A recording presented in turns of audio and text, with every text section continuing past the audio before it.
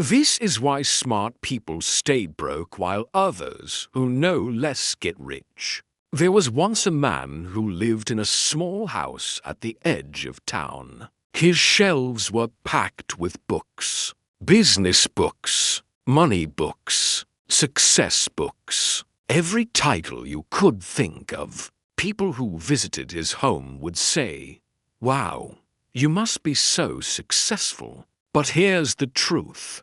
He was completely broke. This man spent years collecting knowledge. Every month, he'd walk into the bookstore with whatever money he had left and buy another book about wealth. He believed that somewhere in those pages was the secret, the one trick, the one system that would change everything. Down the street lived another man. He owned 3 books. Just 3. They sat on a small wooden shelf, worn and marked up with notes. Pages folded, highlights everywhere. This man wasn't broke. He wasn't rich yet either, but his life was getting better every single month. Same town, same opportunities, to completely different results. The first man woke up every morning and read. He'd finish one book and immediately start another. He learned about compound interest.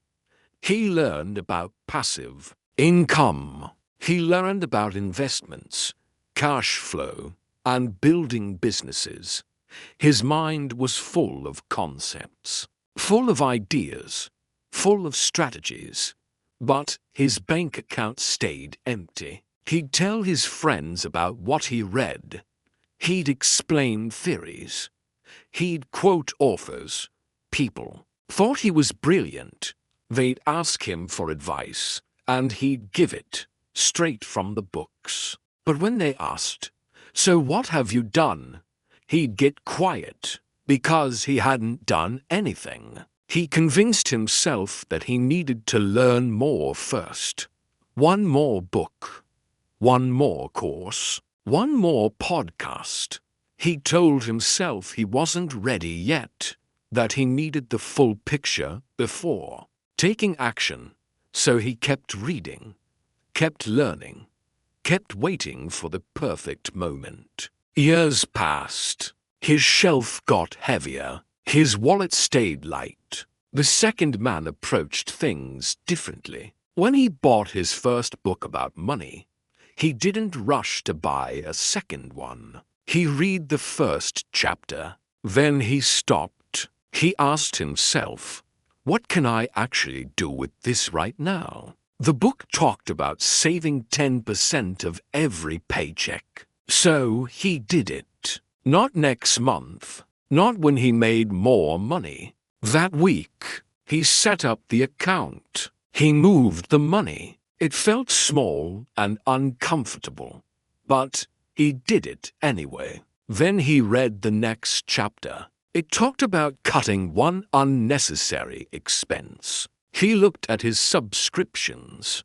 canceled till he never used, saved $40 a month. He didn't wait to feel motivated. He just moved. Week by week, he read a little and applied a lot. His second book taught him about side income. He didn't read the whole thing and think about it. He read until he found one idea he could start immediately. Then he started it. A small service, nothing fancy. It made $300 the first month. His third book was about investing. He didn't become an expert first. He put in $50 while he was still learning, made mistakes, learned from them, adjusted, kept going.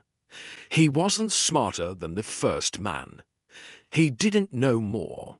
But his life was changing because he treated knowledge like a tool, not a trophy. 5 years later, someone organized a town meeting about financial success. Both men showed up. The first man brought a notebook full of ideas. He spoke about advanced strategies. talked about things most people in the room had never heard of. Everyone was impressed by how much he knew. Then someone asked, "What's your net worth?" He looked down, gave a number that made people uncomfortable. All that knowledge, all those books, and he was still living paycheck to paycheck. The second man didn't say much during the meeting, but when people asked what he'd done, he had receipts, real results, a savings account that had grown every single year, a side business that now made more than his job, investments that were compounding. He wasn't a millionaire, but he was free. No debt, no panic, no stress. The room realized something that night. Knowledge without action is just expensive decoration. Here's what most people get wrong about money. They think the problem is that they don't know enough. So they keep learning, keep researching, keep preparing. They treat information like it's the finish line when it's actually the starting block. Wealth isn't built by people who know the most. It's built by people who apply the least amount of knowledge consistently. You don't need 100 strategies. You need one strategy and 100 repetitions. The difference between someone who changes their life and someone who stays stuck isn't intelligence. It's not access to information. We all have the same internet, the same books, the same videos. The difference is simple. One person closes the book and moves. The other one opens another book and waits. Action creates feedback. Feedback creates learning. Learning from real experience beats theory every single time. You'll learn more from saving your first $100 than reading 10 books about saving. You'll learn more from your first bad investment than studying investment strategies. For a year, most people are afraid to start because they think they'll do it wrong. But doing it wrong teaches you how to do it right.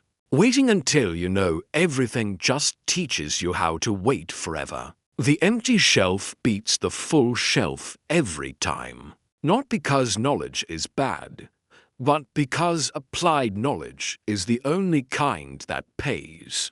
If your goal is to impress people at dinner parties, keep collecting information. But if your goal is to actually build wealth, close this video and do one thing you've been putting off.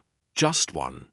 It doesn't have to be perfect. It just has to be real. Wealth rewards the people who move, not the people who know. Watch the next one. It's even better.